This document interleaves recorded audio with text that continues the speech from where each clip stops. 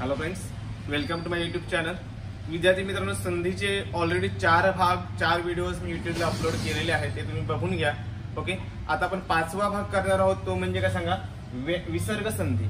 Okay, विसर्ग संधीवर बोलण्याआधी दैनंदिन म्हणजे रेग्युलर मी 10 मार्क्सची टेस्ट घेतो, लक्षात घ्या.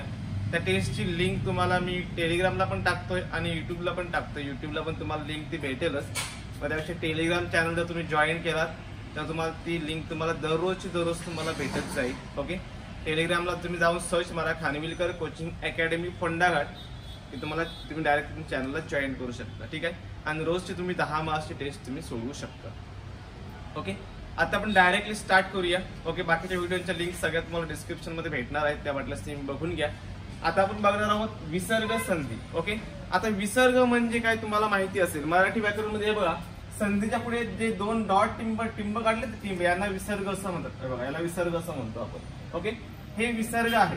ओके, म्हणजे हे जर विसर्ग जर आले संधी करताना त्यामध्ये, तर लक्षात ठेवा त्याला आपण काय म्हणतो, विसर्ग संधी असे म्हणतो. एकदम साधी सरळ गोष्ट आहे. ओके, पहिला जो प्रकार आहे स्वरसंधी. स्वरसंधीमध्ये पहिल्या शब्दाचा जो शेवटचा वर्ण असतो तो ना पूर्ण असतो, लक्षात ठेवायचा. तर पाय वगैरे मोडलेला नसतो, सर्व पूर्ण असतो, त्याला स्वरसंधी असं म्हणतो.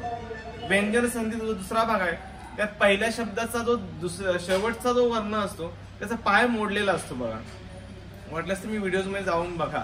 ओके, आणि विसर्ग संधीमध्ये लक्षात ठेवायचं विसर्ग असणार आहे. ठीक आहे, त्याला आपण जर विसर्ग असेल तर त्याला आपण विसर्ग संधी असे म्हणतो. ओके, आता आपण विसर्ग संधीचा पहिला नियम बघूया. विसर्ग संधी कशी होती. पहिला नियम 1 नंबर.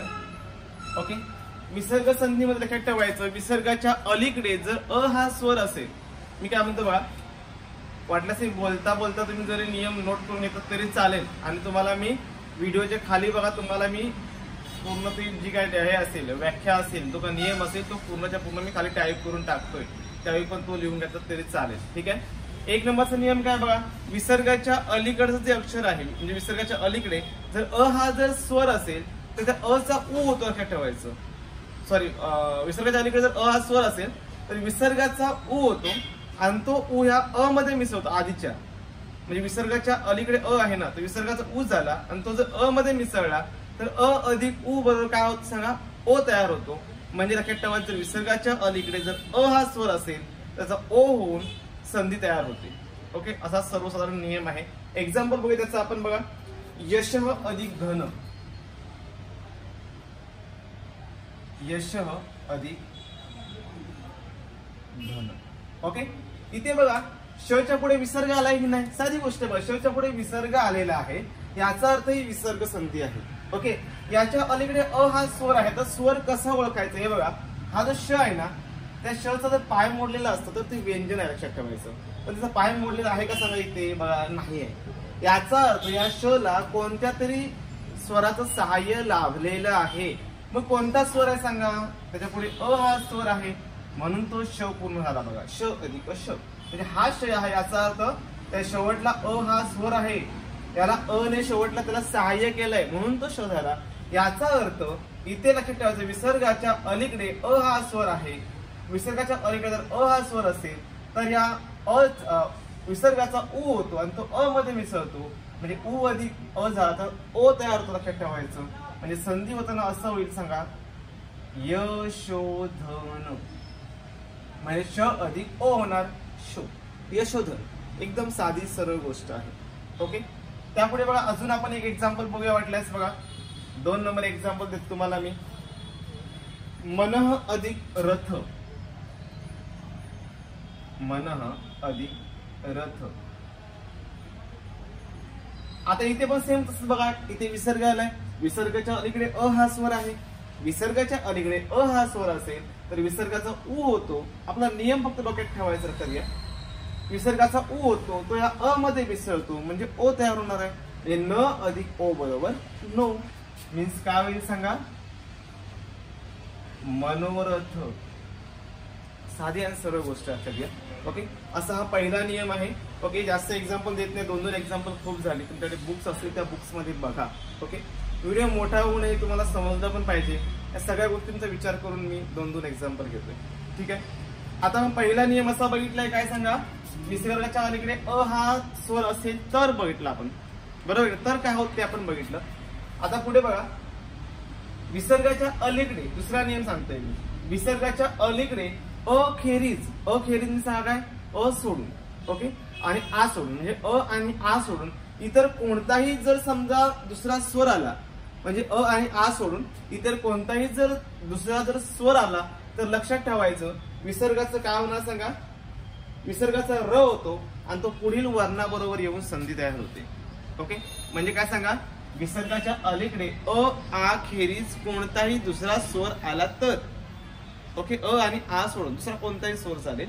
जर पुढे कोणताही जर स्वर आला तर विसर्गाचा र होतो. ओके, इथे का विसर्गाचा उ होता, आता विसर्गाचा र होणार आहे. ठीक आहे, दुसरा नियम बघूया आपण.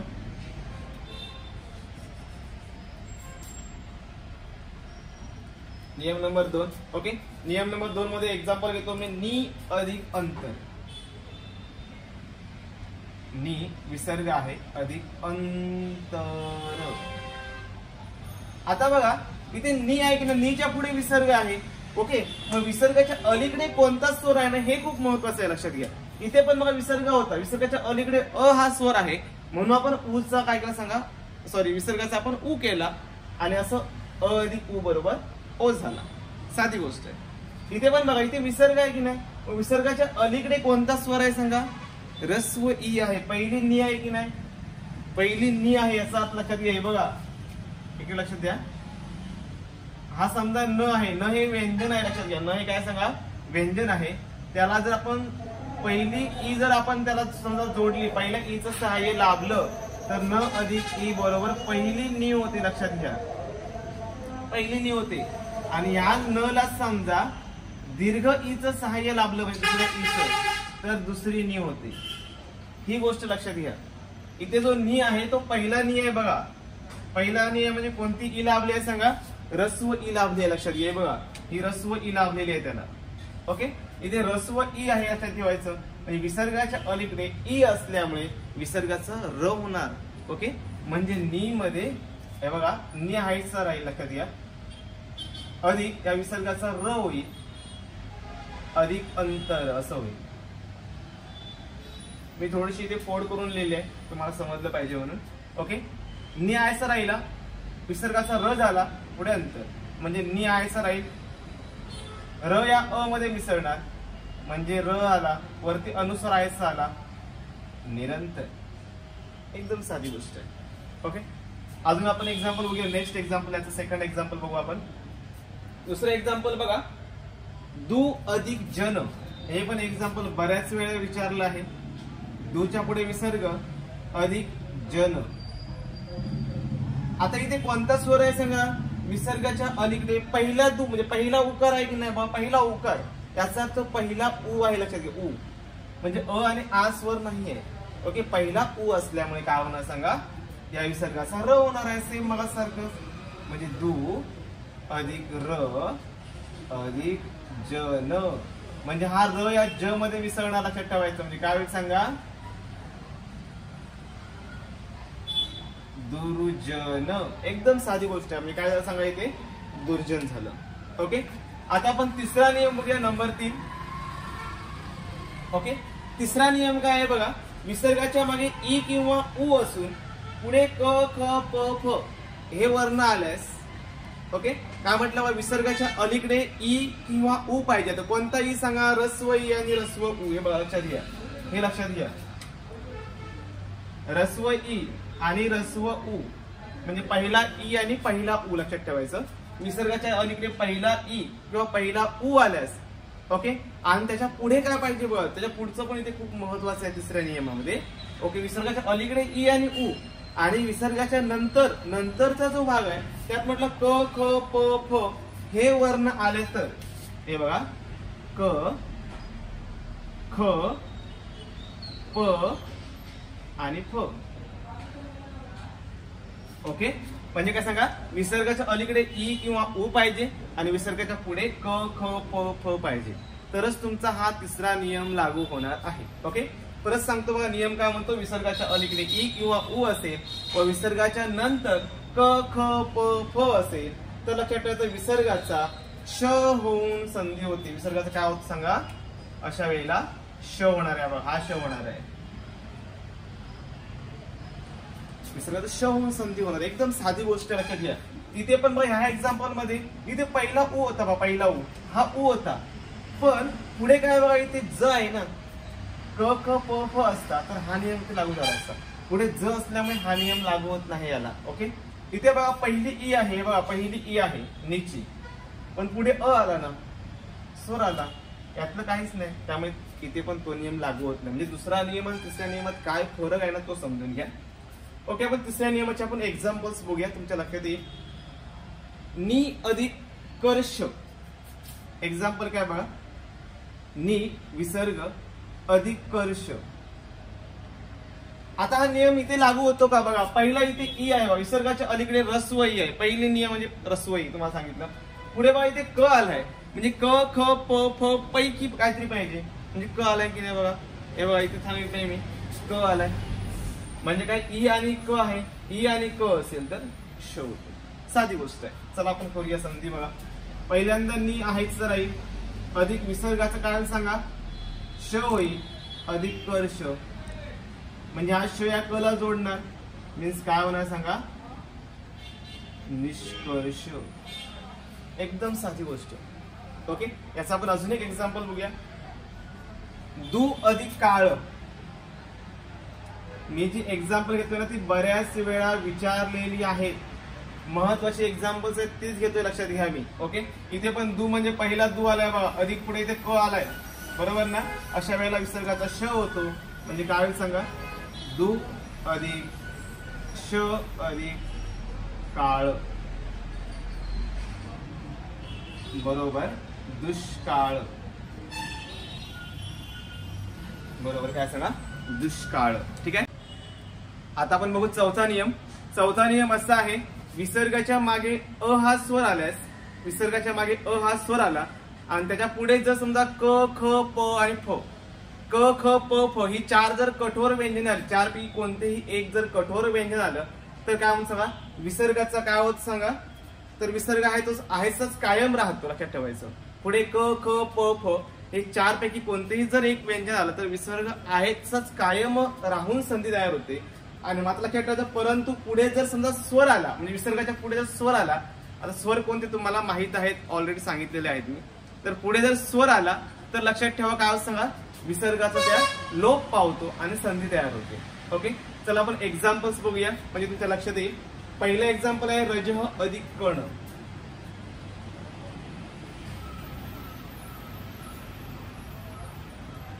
रजह अधिक कण. आता यामध्ये जर बघितलं आपण, इथे जच्या पुढे विसर्ग आलाय बघा, बरोबर ना, जच्या पुढे विसर्ग आहे आणि विसर्गाच्या अलीकडे अ हा स्वर आहे. आपला नियम काय सांगतो, विसर्गाच्या अलीकडे जर अ हा स्वर असेल आणि विसर्गाच्या पुढे जर क ख प फ या चार पैकी कोणतेही जर एक व्यंजन आलं तर विसर्ग काय सांगा, आहे तसाच राहतो, बरोबर ना. विसर्ग आहे तसाच राहतो आणि संधी तयार होते, म्हणजे याचं काय होईल सांगा, हा विसर्ग आहेच राहणार आहे, म्हणजे संधी अशी तयार होईल, रज अधिक कर्ण बरोबर रज कर्ण,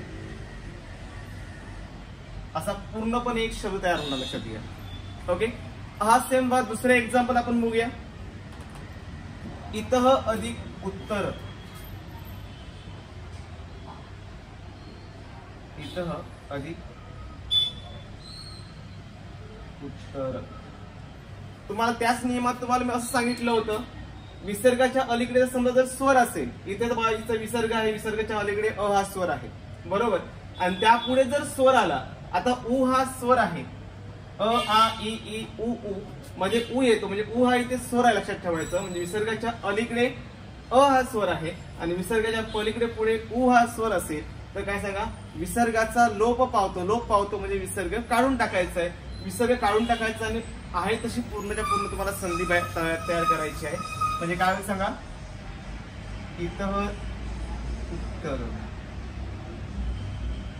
ओके, अशी संधी तयार होईल बघा. आता पाचवा नियम बघा. पाचवा नियम असा आहे, पहिल्या पदात शेवटी र आला, पहिल्या पदात शेवटी र आला तर लक्षात ठेवायचं, र चा विसर्ग होतो, लक्षात ठेवायचं. पहिल्या पदात शेवटी र आला तर र चा विसर्ग होतो. म्हणजे काय होईल सांगा बघा, एक्झाम्पल घ्या, अंतर अधिक कण. अंतर अधिक कण.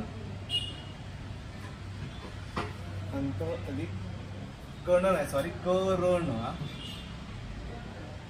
अंतर अधिक करण. आता अंतर अधिक करण आहे की नाही बघा, म्हणजे इथे र चा लोप पावला लक्षात. पहिल्या पदात शेवटी र आहे, इथे विसर्ग नाही आहे, लक्षात घ्या. विसर्ग नाही आहे, पण इथे पुढे संधी करताना विसर्ग येणार आहे.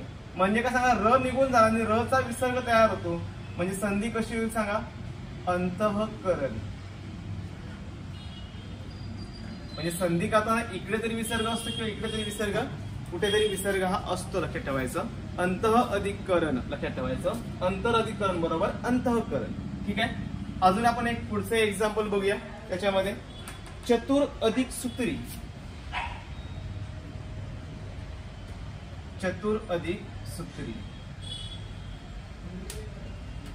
इथे र चा लोप पावणार आहे, म्हणजे काय होईल सांगा, चतुसूत्री. एकदम साधी गोष्ट. चतुर अधिक सूत्री बरोबर चतुसूत्री लक्षात ठेवायचं. त्यापुढे बघूया आपण 6वा नियम काय आहे तो बघा.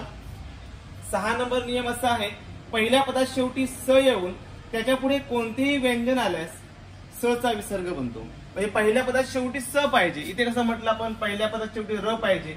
तर सेम 6वा नियम काय म्हणतो, पहिल्या पदात शेवटी स पाहिजे, मात्र पुढचा जो शब्द असेल त्याची सुरुवाती व्यंजनाने झाली पाहिजे, लक्षात घ्या. ओके. म्हणजे एकदा एक्झाम्पल बघा, मनस अधिक पटल. मनस अधिक पटल. आता इथे मनस आहे ना, म्हणजे स चा काय होणार सांगा, लोप पावणार. स चा लोप का पावणार आहे सांगा, पुढे प असल्यामुळे. स चा लोप पावणार आहे, स च्या जागी विसर्ग येणार, लक्षात ठेवायचं. म्हणजे काय होईल सांगा, मनः अधिक पटल. एकदम साधी सरळ गोष्ट. नियम तुम्हाला वाचून समजणारे आहे, पण त्यावेळी तुम्हाला मराठी वर्णमाला क्लिअर डोक्यातच पाहिजे, लक्षात घ्या, तरच तुम्हाला समजणार आहे. मनस, स चा लोप पावणार, स चा काय होत सांगा, विसर्ग होतो. केव्हा सांगा, स च्या पुढे येते जर व्यंजन असेल तरच. ओके. याचं अजून आपण एक्झाम्पल एक बघूया. तेजस अधिक कण. तेजस अधिक कण. इथे पण सेम स आहे बघा. स च्या पुढे काय सांगा, व्यंजन आहे. म्हणजे स चा काय होणार सांगा, इथे विसर्ग होणार आहे. म्हणजे काय सांगा, तेज अधिक कण. एकदम साधी गोष्ट आहे. त्यापुढचा नियम बघा, नियम नंबर घेऊया आपण 7. 7वा नियम काय सांगतो बघा.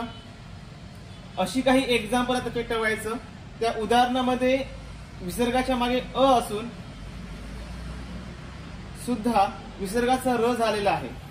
म्हणजे काही काही एक्झाम्पल अशी आहे, विसर्गाच्या मागे जर अ आहे, विसर्गाच्या मागे जरी अ असला तरी पण विसर्गाचा र होतो.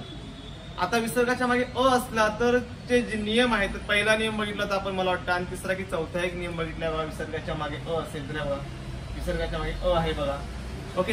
हे नियम त्या ठराविक एक्झाम्पल्सला लागू होत नाही. म्हणजे विसर्गाच्या मागे जरी अ असला तरी पण विसर्गाचा र च होतो. ओके. आता बघूया त्याची एक्झाम्पल. 4 एक्झाम्पल तुम्हाला 4ही लिहून देतो, त्याची लक्षात घ्या. म्हणजे कोणती एक्झाम्पल्स तुम्हाला बघायची गरज नाही. ओके. पटपट सांगतो बा. पुन्हा अधिक जन्म. पुन्हा अधिक जन्म. आता बघा, न च्या पुढे विसर्ग आहे की नाही बघा. न च्या पुढे विसर्ग आहे, पण विसर्गाच्या अलीकडे अ हा स्वर आहे बघा. विसर्गाच्या अलीकडे अ हा स्वर असल्यामुळे काय सांगा, पुनर्जन्म.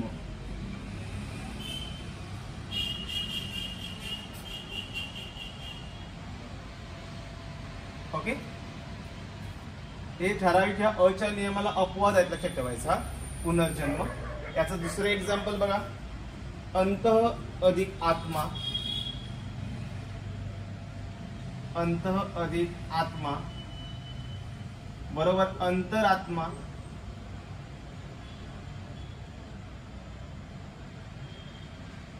अंतः अधिक आत्मा बरोबर अंतरात्मा. किंवा अंतर र अधिक आ रा केला तरी चालेल, असं लिहिण्यापेक्षा अंतरात्मा असं लिहा. अंतरात्मा. त्यापुढे बघा अजून अंतः अधिक गत. अंतः अधिक गत बरोबर अंतर्गत. अंतः अधिक गत बरोबर अंतर्गत. पुनः अधिक उक्ती, पुनः अधिक उक्ती बरोबर पुनरुक्ती. ओके, असे 4 झाले. अजून एक 5वा पुनः अधिक उच्चार बरोबर पुनरुच्चार, पुनः अधिक उच्चार बरोबर पुनरुच्चार. असे 5 एक्झाम्पल आहेत. विसर्गाच्या अलीकडे जर अ आला तर लक्षात ठेवायचं विसर्गाचं काय होत सांगा, र होऊन संधी होते. 5 एक्झाम्पल फक्त आहेत, लक्षात घ्या. ठीक आहे, त्याच्या पुढचा नियम बघा आपण 8वा नियम बघूया. नियम नंबर 8 आहे, लक्षात ठेवायचं. 8वा नियम काय म्हणते बघा, विसर्गाच्या पुढे च किंवा छ आल्यास विसर्गाचा श होतो आणि त किंवा थ आल्यास विसर्गाचा स होतो.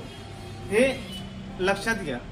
ओके, काय म्हणून सांगा, विसर्गाच्या पुढे च किंवा छ आला, च छ तुम्हाला माहिती आहे. विसर्गाच्या पुढे जर समजा च किंवा छ आला तर विसर्गाचा श होतो.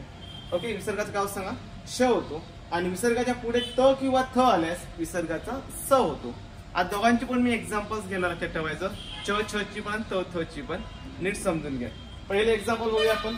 नी अधिक चल, नी अधिक चल. आता आपला नियम काय होतो बघा, विसर्गाच्या पुढे च किंवा छ आला तर की नाही, इथे विसर्ग आहे, विसर्गाच्या पुढे च आहे बघा, बरोबर ना. विसर्गाच्या पुढे जर च किंवा छ आला तर विसर्गाचा काय होत सांगा, श होतो. म्हणजे काय होईल सांगा, याचा श होणार आहे विसर्गाचा.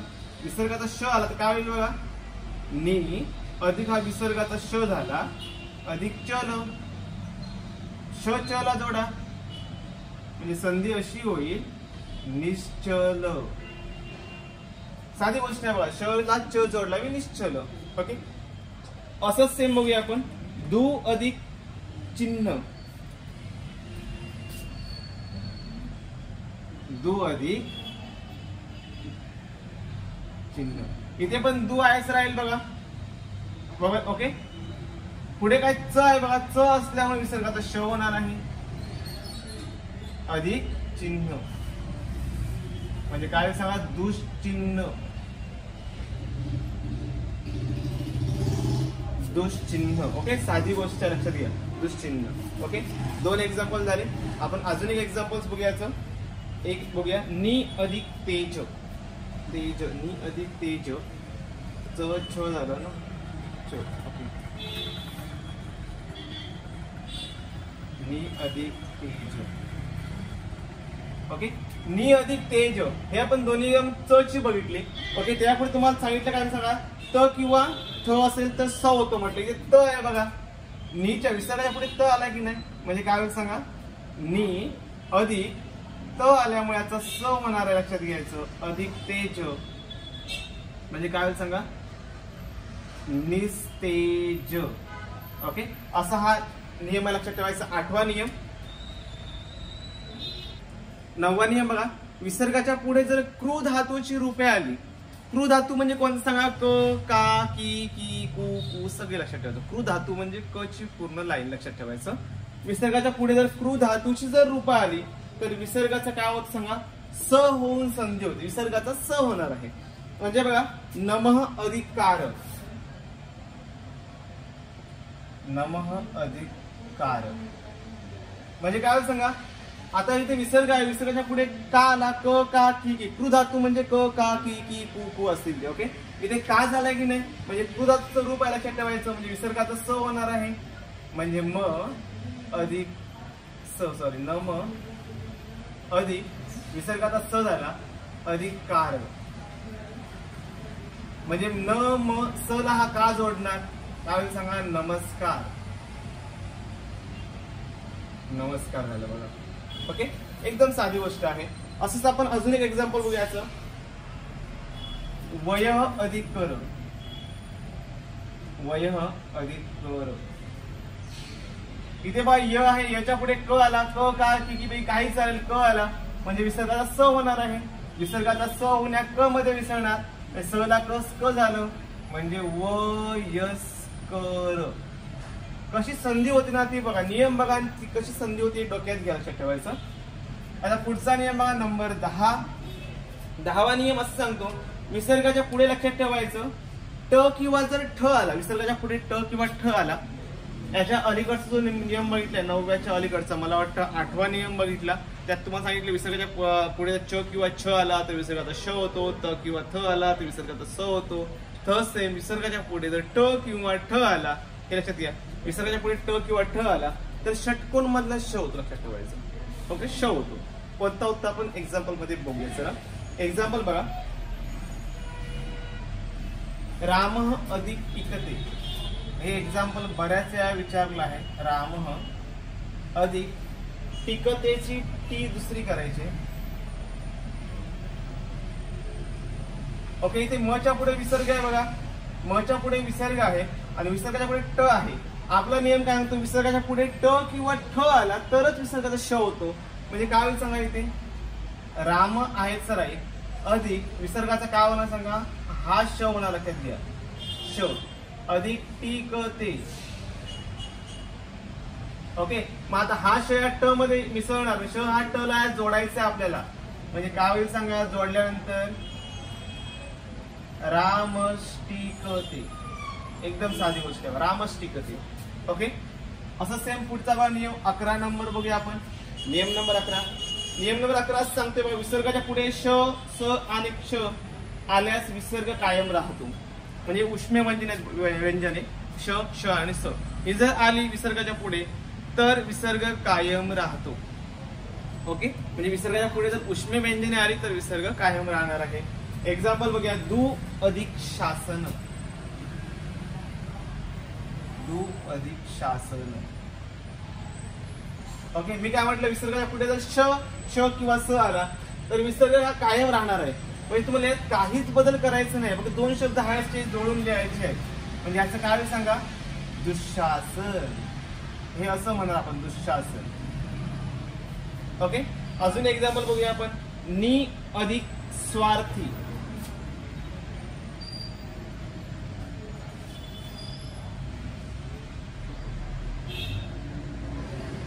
नी अधिक स्वार्थी. आता नी अधिक स्वार्थी बरोबर निस्वार्थी, म्हणजे लिहिताना आपण असंच लिहिणार, लक्षात ठेवायचं, निस्वार्थी. विसर्ग राहिला पाहिजे, लक्षात ठेवायचा. नी अधिक स्वार्थी बरोबर निस्वार्थी. ओके, असा हा आपला 11वा नियम आहे. आता आपण बघूया 12वा नियम. 12वा नियम काय सांगतो बघा, नीट लक्ष द्या, महत्वाचा नियम आहे. 12वा नियम असा आहे, विसर्गाच्या मागे ई किंवा उ स्वर असून, मागे म्हणजे समजलं विसर्गाच्या अलीकडे, अलीकडचा भाग इकडचा. ओके, म्हणजे विसर्गाच्या मागे लक्षात ठेवायचं ई किंवा उ स्वर असून, ई रस्व आणि उ पण रस्व पाहिजे. ई पण रस्व आणि उ पण रस्व पाहिजे.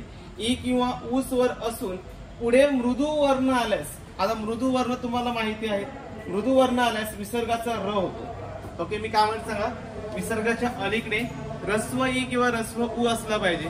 आणि लक्षात ठेवायचं, विसर्गाच्या पुढचा जो भाग आहे तो त्यातला मृदू वर्ण. मृदू वर्ण म्हणजे सगळे स्वर आले, सगळे स्वर हे मृदू आहेत.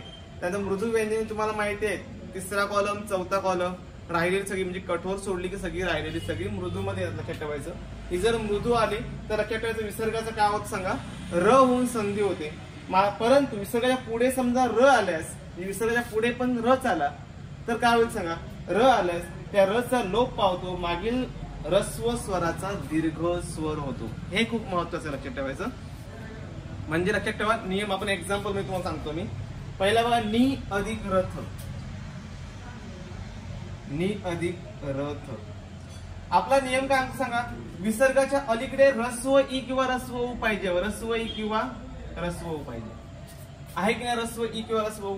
ओके, याच्या पुढे लक्षात ठेवायचं, पुढे म्हणजे इथला जो काय असेल तो वर्ण, हा जर मृदू वर्ण आला, मृदू वर्ण, तर विसर्गाचा र होतो. साधी गोष्ट आहे.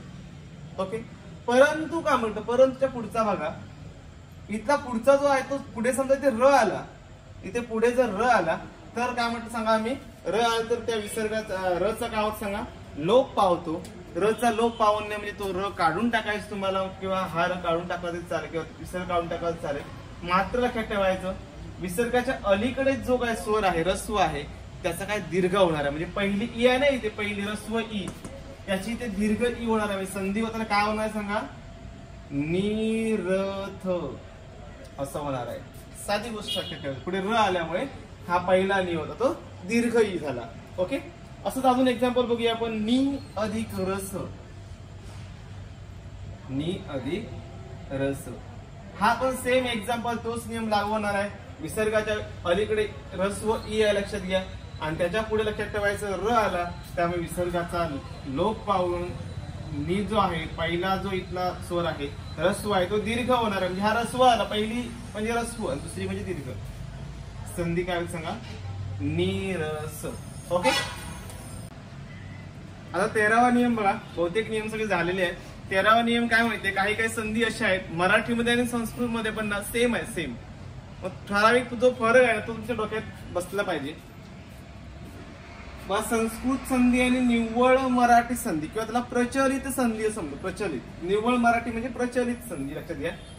आता पहिलं जे एक्झाम्पल आहे ना, मंत्र अधिक आलं, हे तुम्हाला ऑलरेडी मी संधी शिकवताना सांगलेलं आहे बघा. वैशिष्ट्यपूर्ण संधीमध्ये मंत्र अधिक आलंय म्हणजेच मंत्रालय, अशी जर संधी झाली. मंत्र अधिक आलंय तर संस्कृत नाही झाली, आणि मंत्री अधिक आलंय म्हणजे पण मंत्रालयच, पण ती मराठी संधी झाली, लक्षात ठेवायचं. ही मराठी संधी. मराठी संधीला कोणते नियम लागू होत नाही, लक्षात ठेवायचं. संस्कृत संधीला मात्र नियम लागू होतात. ओके, एक अधिक ऊन बरोबर एकोन, आणि इकडे बघा एक अधिक ऊन केला तर मराठीत एकूण, म्हणजे मराठीत आपण असं लिहितो एकूण, आणि संस्कृतमध्ये एकूण. ओके, असंच ते एक अधिक एक एक एक, संस्कृतमध्ये एक एक, आणि एक अधिक एक बरोबर एक एक, मराठीत आपण एक एक म्हणतो, एक एक. ओके, किती अधिक एक कित्येक, कित्येक म्हणतो ना, कित्येक, किती अधिक एक, आणि किती अधिक एक बरोबर कितीक, कितीक. ही मराठी निव्वळ मराठी संधी आहे. ओके, या चारही एक्झाम्पल वाटल्यास व्हिडिओ पॉज करून लिहून घ्या, महत्वाचे आहेत, त्याच्यावरती प्रश्न असतो. ठीक आहे. सगळ्यात शेवटचा नियम बघूया आपण, वैशिष्ट्यपूर्ण संधी काही आहे लक्षात ठेवायचं. त्या वैशिष्ट्यपूर्ण संधीमध्ये बघा, अ सोडून इतर कोणत्याही स्वरापुढे स आल्यास स चा काय होतो सांगा, श होतो. याला आपण परिवर्तन संधी असं म्हणतो. म्हणजे आपण जे आता बघणार ते परिवर्तन संधी बघणार आहोत. मी काय म्हणतो सांगा, अ आ सोडून इतर कोणत्याही स्वराच्या पुढे, म्हणजे अ आणि आ स्वर सोडला इतर कोणताही स्वर चालेल, ई चालेल, उ चालेल, ए ऐ ओ कोणताही स्वर चालेल. इतर कोणत्याही स्वराच्या पुढे जर स आला, स चा श होतो, लक्षात ठेवायचं. स चा काय होतं सांगा, श होतो. म्हणजे एक्झाम्पल बघा, अनु अधिक संघ, अनु अधिक संघ. ओके, अनु अधिक संघ बघा, इथे काय सांगा, उ आहे. अनु म्हणजे पहिला नु म्हणजे इथे उ हा स्वर आहे, आणि पुढे स आला, उ आणि पुढे स आल्यामुळे स चा काय सांगा, श होणार आहे, लक्षात ठेवायचं. म्हणजे काय सांगा, अनुषंग. अनुषंग एकदम साधी गोष्ट आहे. अनुषंग बरोबर अनुषंग. तर नी अधिक सिद्ध, नी अधिक सिद्ध. इथे पण सेम, ई हा स्वर आहे नी म्हणजे, आणि पुढे स आला. ओके, म्हणजे काय सांगा, निषिद्ध, निषिद्ध. ओके, अजून एक एक्झाम्पल पाहिजे देतो मी तुम्हाला. वी अधिक सम, हे एक्झाम्पल बेस्ट आहे बघा. वी अधिक सम, वी म्हणजे ई आला, ईच्या पुढे स आला. ओके, म्हणजे अ अखेरीत दुसरा कोणताही स्वर चालतो, ईच्या पुढे स आला तर स चा श होतो. म्हणजे संधी होताना अशी होणार आहे विषम. ओके, विषम. या ठिकाणी आपला संधी हा जो टॉपिक आहे, संधीचे मी तिन्ही प्रकार ते संपलेले आहेत. तिसरा प्रकार आपण विसर्ग संधी आपण आज या ठिकाणी संपवलेला आहे. अजून एक संधीचा छोटासा एक भाग आहे, याच्यावर पुढचा भाग 6वा भाग येईल लवकरच. ओके, व्हिडिओ आवडल्यास लाईक करा, शेअर करा, सबस्क्राईब करा. मी डेलीच्या दैनंदिन टेस्ट टाकतो, त्याच्या लिंक पण तुम्हाला खाली टाकतो. त्या लिंक ते पेपर पण सोडवत जावा, जेणेकरून तुमचा फायदा झाला पाहिजे, लक्षात घ्या. ओके, सगळ्या मित्रांना शेअर करा, चॅनलला सबस्क्राईब करा. Okay, thank you.